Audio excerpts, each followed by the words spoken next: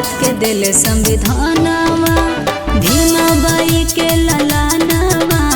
भारत के दिल संविधानवा भीमाबाई के ललानवा। भारत के दिल संविधानवा जानत सारा जमानवा। भारत के दिल संविधानवा भीमाबाई के ललानवा। भारत के दिल संविधानवा।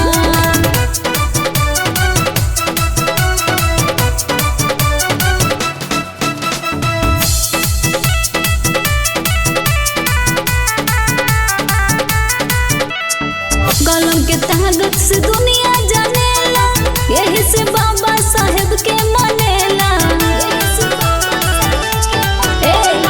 विश्व में भइल पहचानवा भारत के दिहले संविधानवा। भीमाबाई के ललानवा भारत के दिल संविधानवा।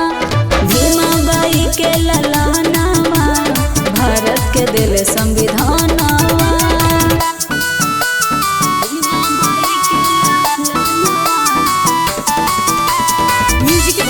रोशन राजा जिया।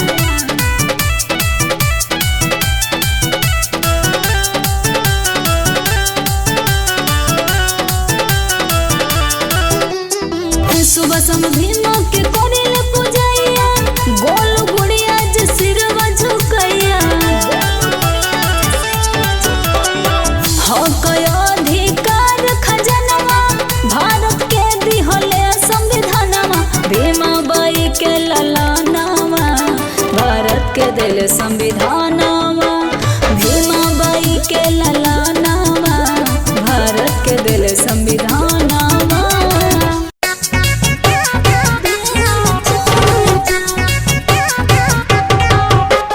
म्यूजिक बाय रोशन राजा जिया।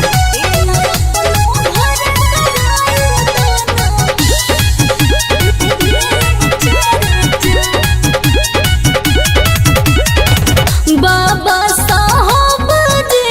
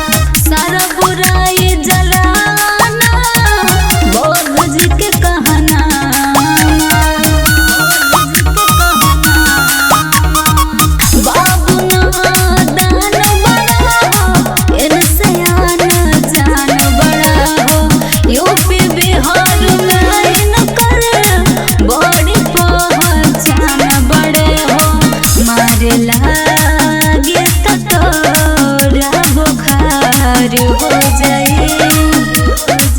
भीमयार में के जवान जो दिखाड़ हो जाए।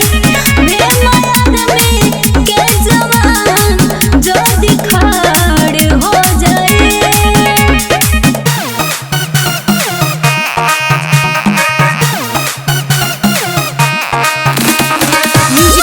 रोशन राजा झिया।